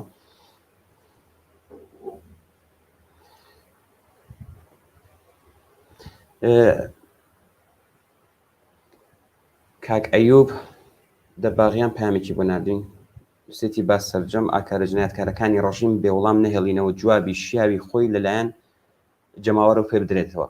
مانگرتنی گشتی ئەمڕۆ شەمە نوێی مانگی ڕەزبەر لە کوردستان و تەنانەت ئێرانیش یەک لەو ڕێکارانەیە کە ئیرادەی گەل ئەنجامی دەدات و ئەگەرچی ئەم مانگرتنە گشتێش لە درێژەی خەبات و ئاخێزی جەماوەری دوو حوتی ڕابردووی کوردستان و ئێران دێتەکایەوە لە هەمان کاتدا جوابێکیشە بۆ کۆماری ئیسلامی لە هەمبەر پەلاماردانی بۆ سەر هێزە سیاسەکانی ڕۆژهەڵات لە زەروێز کۆیە و پردێ لە کوردستانی عێراق سەرکەوتوو بێت مانگرتنی گشتی سەرکەوتوو بێت خەبات و ئاخێزی جەماوەری ئێران و کوردستان. زۆر سپاس بۆ کاک ئەیوب دەباغیان بۆ پەیامە جوانی کە نادیت. پەیامێکی تریشمان بواتوە هاوڕێیاکەوە گەر ئیجازە بدەیت خوێنمە. لە شاری بۆکانەوە نووسیانە هاوڕێیان لە شاری بۆکانەوە سڵاو لە ئێوە بەڕێوەبەران و هاوکارانی تەلەڤیزیۆنی کۆمەڵا ماندوو نەبن. ئێمە دیمەنی مانگرتنی پڕشکۆی ئەمڕۆی خەڵکی ئازادی خوازی کوردستان لە شاشەی تەلەڤیزیۆنەکانتانەوە دەبینین، بەڵام دڵنیام کە بەهۆی خاوی بڕانی ئینتەرنێتەوە نەتوانراوە ئەزەمەتی ئەم مانگرتنە تەسویر بکرێت و بەدەستان بگات. هەر بۆیە من وێڕای پیرۆزبایی ئەم سەرکەوتنە شکۆدارە بە ئێوە و سەرجەم کۆمەڵانی خەڵکی کوردستان و ئێران ئاگادارتان دەکەمەوە کە جیاوازی ئەم مانگرتنە لەگەڵ مانگرتنەکانی پێشوو ئەوەیە کە زۆربەی دانیشگاکانی ئێران و خەڵکی شارە جۆرا و جۆرەکانی ئێرانیش بە گەرمی و گوڕی هاتوونەتە پێش ئەم مانگرتنە و سنەتی مانگرتن خەریکە لە سەراسەری ئێران جێ دەکەوێت. سەرکەوتوو بێت بزوتنەوەی شۆڕشگێڕانەی کوردستان و هاوپشتی و هاوخەباتی کۆمەڵانی خەڵکی کوردستان و ئێران. زۆر سپاس بۆ هاوڕێیان لە شاری بۆکانەوە. فەرموو هاوڕێکم. بەڵێ بینەرانی خۆشەویست پەیامێکمان بۆ هاتبوو بە دەنگ لە شاری سەقزەوە ویستم کە یەکەم گوێ بگرم دەبەرباری ئەمنی کە ئەوە نەبێت کێشەی بۆ دروست نەبێت دوای ئەو بینەرە بە دەنگ پەیامی نردووەوە باسەوە کات کە شاری سەقز ئەمڕۆ یەک پارچە بە دەنگ بانگاوازەکەەوە نەهاتوون جگە لە چەند دوکانێک نەبێت کە ئەوانیش لە مانگرتنەکەی پێشوشە هەردووکانەکەیان کراوە بوو. شەخەسەن ناوی دوکانیان هێناوە وێنەیان لێگرتون و بۆیان نردوین. ئێمە جارێکی تر داواکەین لەو بەڕێزانە ئەم بینەرە خۆشەویستەکە لە شاری سەقز پەیامی بۆ نردوین دەقی وتەکەی دەقیقەن ئاوایە ئەڵێ خیابانێکی دوور و درێژ هەموو دوکان و بازار داخراوە تەنیا لەو وەسەتەیە یەک دوکان بکراوەیەتی ماوەتەوە لە سیمای شارەکەی سیمای ئەو خیابانەی تێکداوە خەڵکە باقی دوکانەکان یەک پارچە لە مانگرتنان لە وەسەتەیە گەبێنی دانەیەک دوکانەکەی کردوەوە وەسایە دوکانەکە شێناوەتە سەر پیادەڕۆکە لە پەیامەکە ئاواڵێ ئەڵێ گەرم دوکاندارانە دوکانەکانیان دانەخەن و لەم خەباتە جەماوەریە بەشدار نەبن باشی کردووەکە بیخوێنەوە بۆ یەکەی خوێنمەوەنەیە نامە نە پەیامی ئەمە نەبوو نەداخوازی ئێمەشە بەڕاستی فقط ئەو بە پێ و دەرخاسێکە کردێتێڵێ دڵنیا بێ لەلایەن خەڵکەوە دوکانەکەی بایکۆتەکرێت بۆچی تر خەڵک پێداویستیەکانیان لەو شوێنانە تەهیە ناکەن و نابنە مشتری و دوکانانە جا بۆ یەکە ئێستا ئەگەر لە خەڵک نەبن دوای خەڵک لەگەڵەوان نامێنێ. زۆر سپاس بۆم بینەرە کە من بەخۆی ئەوەی کە کێشەی ئەمنیەتی بۆ دروست نەبێت هەوڵمدا پەیامەکەی کورتکەمەوە بۆ خۆم بیگەێنم.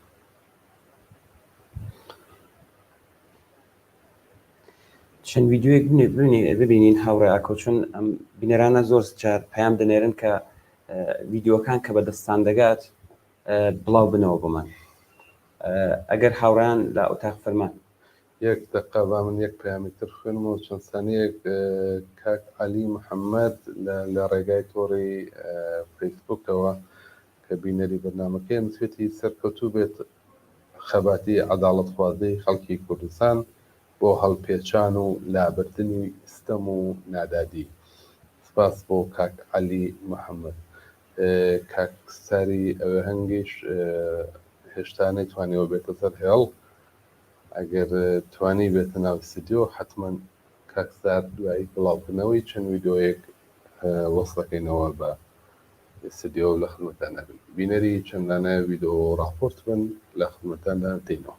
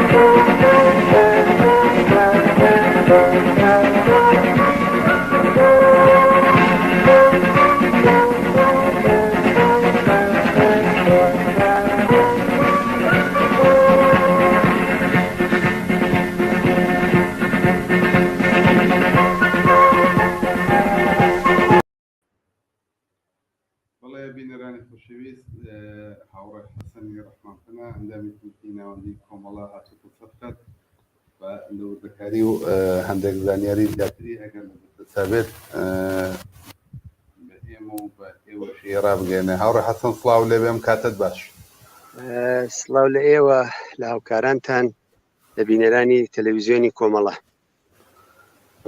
کاک حەسەن ئاگاداریت کە زۆربەی شار و شارەچەکانی کوردستان و بگرە تعدادێک لە دانشگاکانیش لە زەنجان، لە کەرەج، لە مەشهەد بەدەم ئەم بانگەوازەوە هاتوون و مانگرتنیان ڕاگەیاندووە.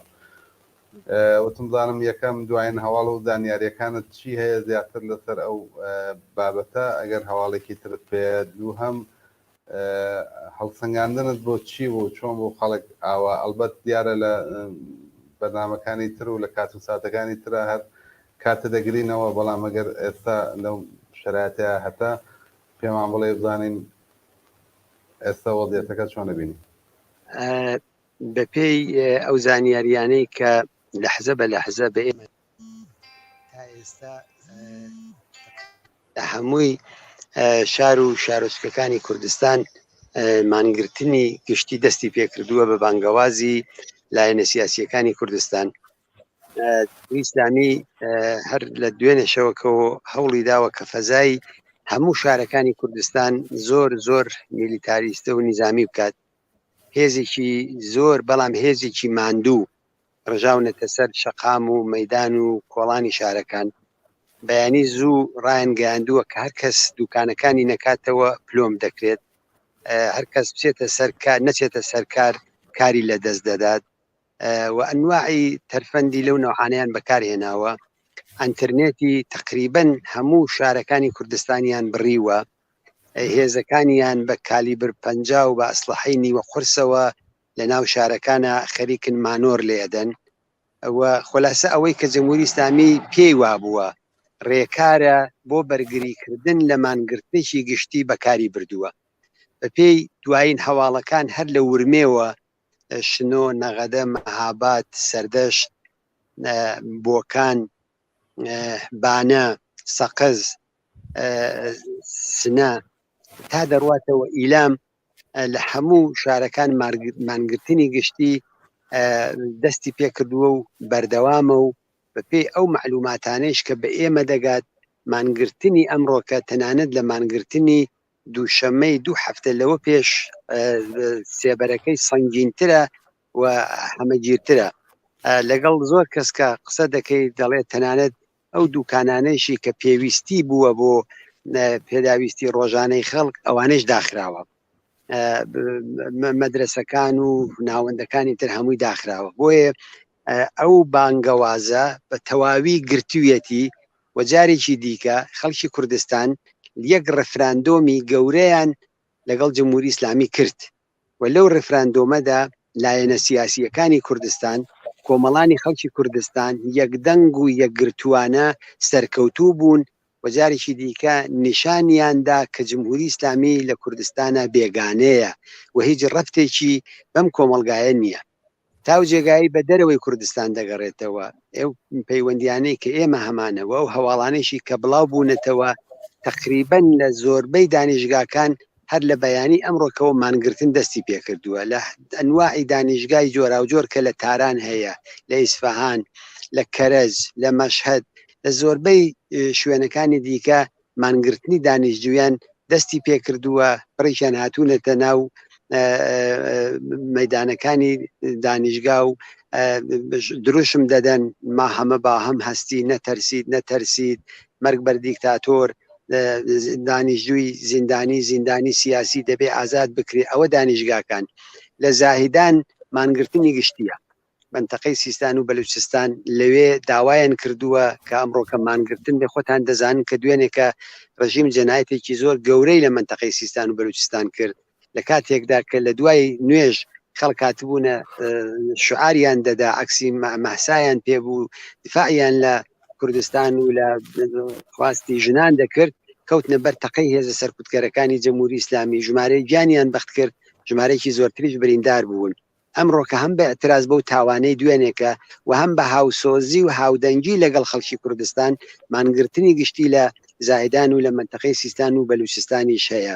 لە جنوبیش قسە لەسەر مانگرتن هەیە، بەڵام ئێستا خەبەری وردی شوێنەکانی دیکە نەگەیشتووە. بۆیە بە تەوری کولی ئەمڕۆ کاتوانم بڵێم خەباتی جەماوەری، خەباتی ناڕەزایەتی، خەباتی مەدەنیانە دژ بە کۆماری ئیسلامی هەنگاوێک چوەتە پێشەوە، یەکگرتوویەکی زیاتر هاتووەوە. ئەوەی کە وتان ئەرزیابیتان، من ئەرزیابیم زۆر زۆر موسبەتە و پێم وابێ جنبشی کوردستان لاپەڕەیەکی مێژوویی زۆر زۆر درەوشاوەی تری لە تاریخی خۆیدا تۆمار کرد ئەمڕۆکە و ئەمڕۆکە بە هەموو دنیا نیشاندرا کە کوردستانی یەکپارچە و متحد دەڵێ جمهوری ئیسلامی ناوێ، دەڵێ ژن کوشتنم ناوێ، دەڵێ دەسەڵاتی ئاینیم ناوێ و هەروەها دانیشگاکان، زاهدان، خەڵکی تر.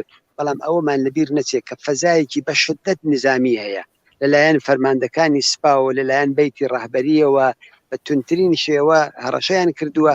بەڵامی تر جەسارەتی خەڵکو و یەکگرتووی خەڵکو و ڕژاندنی ترس و سامی خەڵک وای کردووە کە ئەوانن پاشەکشێ دەکەن و خەڵکە کە خەریکە پێشڕەوی دەکات. بەڵێ زۆر سپاس هاوڕێ حەسەنی ڕەحمان پەنا. ئێمە حتمما لە درێژەی بەنامەی ڕاستەوخۆمانە کاتە دەگرینەوە. هیوادارم لە شوێنێک مەکانێکی جێگیرترە بۆستی و ئەو کاتە دێنەوە خزمەتتان و زیاتر بە وردی تاوتوێی ئەمڕۆکەینەوانێ. زۆر سپاس بۆی کە بەشدار بووی و زەحمەتی کێشە. باز بۆ ئێوەمان بینەسیە. بژین. بەڵێ بینەرانی خۆشەویست، ناوبڕێک و دێنە وڵات.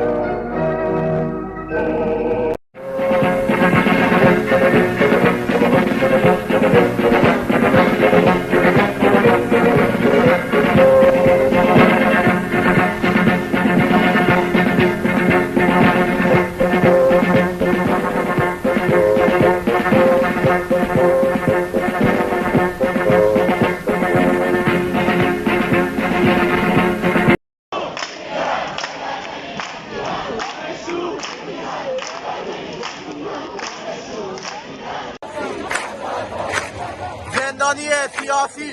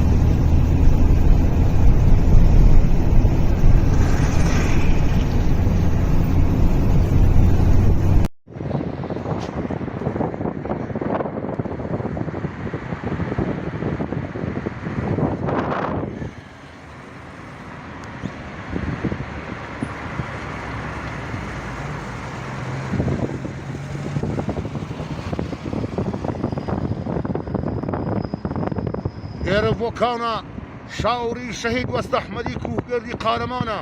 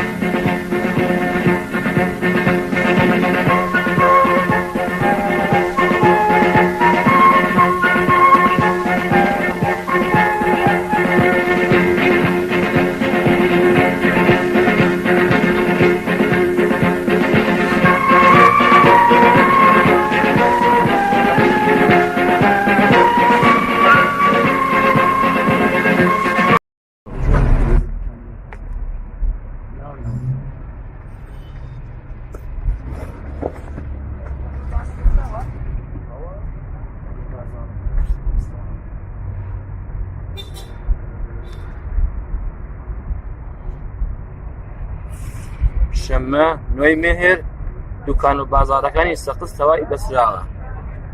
مەرگ و نەمان بۆ جمهوری ئیسلامی.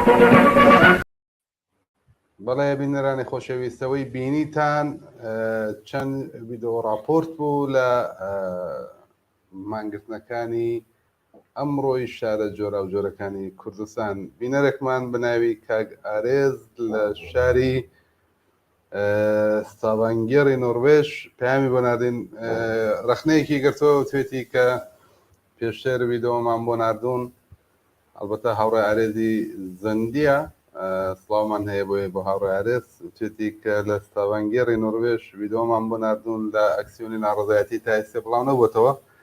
ئەمڕۆ ئێمە دووبارە لەم شارە هەوڵە دەین کە ئەکسیۆنێک بەڕێوە بین. پلانەوەیە جا داوای کردووە ئەگەر هەوڕێیانی بەشی تەلەڤیزیۆن بتوانن بە شێوەی ڕاستەوخۆ ارتباط بەرقەرار بکەن لەگەڵ هاوڕێ ئارێز. ئێمە لەو کاتەیە هیوادارم پەخشی ڕاستەوخۆمان هەبێت، حتمما هاوڕێ ئارێز وەسڵەکەین وەکو باقی ئەکسیۆنە ناڕەزایەتیەکانی تری دەرەوەی وڵات بە شێوەی ڕاستەوخۆ هێنینە سەر هێڵ و ڕەپۆرتاژێکمان لەوێ بۆ بخوێنێتەوانە. بینەرێکمان لە شاری بانە نووسێتی سڵاو ماندوو نەبن. شاری بانە بە تەواوی لە ئاقتصاددایە، هەڵۆکانی بابۆس. دوای نووسێتی سڵاو هاوڕێیان پیرۆزبایی لە کوردستانی شۆڕژێر بۆ کاردانەوە جوانەکانیان دژ بە ڕەژیم لە شاری بانە لە بانەوە. زۆر سپاس بۆ هەڵۆکانی بابۆس لە شاری بانەوە. بڵێ هەوڕاکۆ پامێکمان بەدەست گەیشتووە لە ڕوانسەر. ئەم بینەرازە نووسێتی هیوادارم ئەم پامە بگاتە دەستان. بڵێ بینەری ئازیز کە لە ڕوانسەرەوە نردوسە ئەستا گەیشتوتە دەستمان و دەیخوێنینەوە. سێتی ئەمڕۆ خەڵکی شاری ڕوانسەریش پەیوەست بوون بەم مانگرتنە و شەقام و بازار چۆڵن لە خەڵک و بازاڕیان دوکانەکانیان داخستووە، بەڵام لەلایەن تەعزیراتەوە فشار خراوەتە سەریان ئەگەر دوکانەکانیان نەکەنەوە ڕوبەڕووی یاسا دەبنەوە و بەڵام خەڵک جوابیان نەداوەتەوە و دوکانەکان هەروە داخراوە و شار چۆڵە. زۆر سپاس بۆم بینەرەش. بەڵێ تا ئێستا کە ئێمە هەواڵەکانمان بڵاو کردوێتەوە زۆربەی زۆری دانشگا و زۆر شوێنی تر لە ئاسی سەراسەریش پەیوەست بوون بەم مانگرتنە لە کوردستان و پشتیوانیان لەو مانگرتنە کردووە. هەرەوەی کە پێشتریش باسمان کرد تاکتیکی احتساب و مانگرتن لە کوردستانەوە خەریکە پەراسێنێت و سەراسەریە بێتەوانێ. تا ئێستا دانشگای دەندان پزیشکی دانشگای ئازادی تاران، دانشگای فردەوسی مەشهەد، دانشگای زەنجان، خوێندکارانی دانشگای خوارەزمی واحدی کەرەج، دانشگای ئازادی قولهەک، دانشجویانی دانشگای پزیشکی کەرەج علم و سەنعەتی تاران، دانشگای ئازادی واحدی تاران غەرب، دانشگای ئازادی کەرەج بۆ عەلی هەمەدان بەهەشتی تاران، دانشگای دەندان پزیشکی تاران، دانشگای سەنعەتی ئیسفەهان، دانشگای ئازادی پوونێکی تاران، خوێندکارانی شاری کورد، خوێندکارانی دانشگای باهونەری کرمان، خوێندکارانی گەوهەردەشتی کەرەج، هاوکات کرێکارانی هەفتەپە و لولەسازی ئەهوازیش پێیوەست بوون بەم مانگرتنە. ئەمە هەواڵێکی زۆر دڵخۆشکەرە. کرێکارانی هەفتەپە و لولەسازی ئەهواز پێیوەست بوون بەم مانگرتنەوە و پشتیوانیان لە ئاحتساب و ناڕەزایەتیەکانی خەڵکی کوردستان گرتووە. زۆر دڵخۆشکەر بوو ئەم هەواڵە هەوڕاکۆ. هەر ئێستا هەواڵێکمان بەدەست گەیشتووە بە پێی ئەو هەواڵی کە بە ڕێکخراوی مافی مرۆڤی هەنگاو گەشتووە ئێستاش بۆیمان نردووە. دەڵێن لە بۆکان هەر ئێستا نزیک زیاتر ئەڵبەتە نزیک ژینە زیاتر لە 1000 نەفەر لە خەڵکی بۆکان لە مەیدانی فەرمانداری کۆبوونەتەوە و دژی ئەم ڕژیمە دروشم دەڵێنەوە. هەر ئێستان پەیامان بەدەست گەشتووە کە وتویانە لەم بەرنامە ڕاستەوخۆدا ئەمە بخوێنەوە. هەوڕایکۆ ئەم هەواڵێکی خوێنتەوە ئەوەی کە ئەم کرێکارانی هەفتەپە زۆر دڵخۆشکەر بوو یوادارین کە ئەمانی دیکەش باقی شرکەتەکانی دیکەش بێنە پاڵپشتی لەم مانگرتنە بکەن. بەڵێ چاوەڕوان نەکرا هەموو هەوڵ و تەپەلای بەتایبەت هەڵسوڕاوانی کۆمەڵایەتی و ئەوانەی کە بە شێوەیەک ڕێخەری ئەترازات و ناڕەزایەتیەکان بوون لایەنە سیاسیەکان چ لە دەرەوەی وڵات چ لە ناوەی وڵات کەسایەتیەکان ئەوانەی کە لە بەرەی خەڵکا بوون زۆر دەرخاست و داخوازی خۆیان لە ڕێگاهای جۆرا و جۆرەوە نردووە بۆ دانشگاکان بۆ مەراکزی سەنعەتی بۆ باقی کرێکاران و هەموو چین و توێژەکانی کۆمەلگا بۆ بەساڵات شوان بۆ پەرستاران دکتۆر ئوستاداری دانشگا خوازیاریەوە بوون کە بە شێوەیەک لە شێوەکان پێوەستن بە ناڕزایەتی خەڵکەوە لە مانگرتنەکانە بەشداری بکەن ئاعتساب بکەن بۆی کە ڕێگای ڕوخانی کۆماری ئیسلامی بە مەسیرێکی کەم هەزینەترەوە بڕوات و بێنە بەرەی خەڵکەوانێک کە خۆشبەختانە خەریکین ئاساوارەکەی بینین و وردە وردە هەڵبەت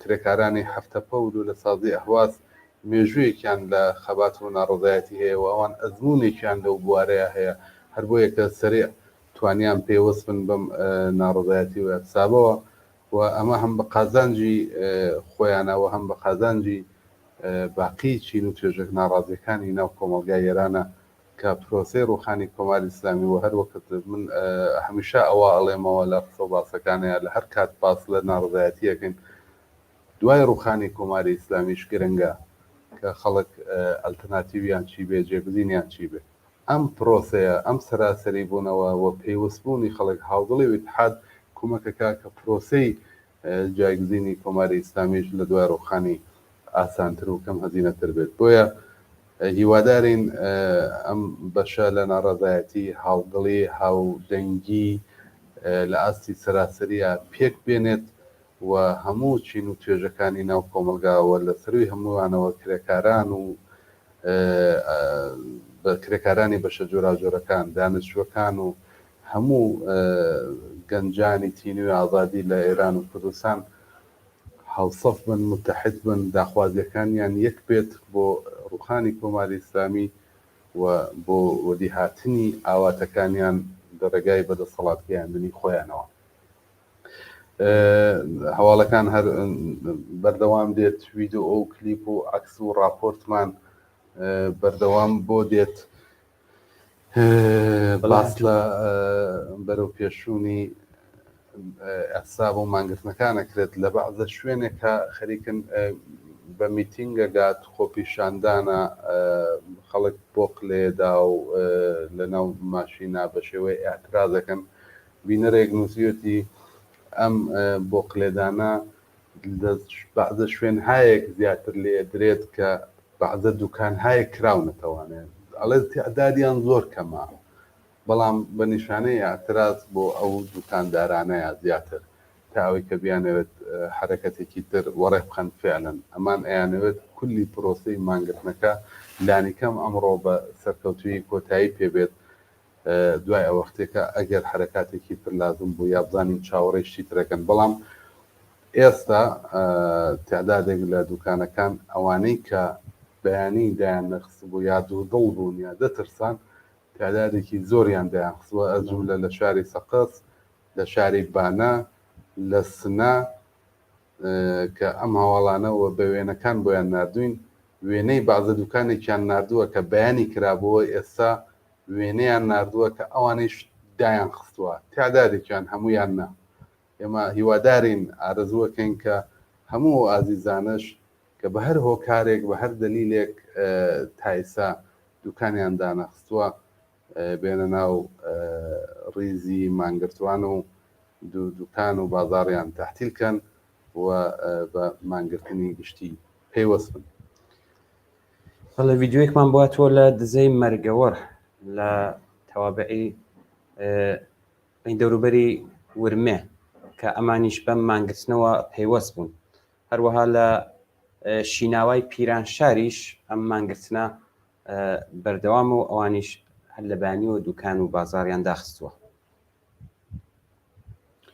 ئێمە هەوڵەدەین دواتر لەگەڵ تعدادێک لە کەسایەتی سیاسی چ لە ئاستی تەشکیلات چ لە ئاستی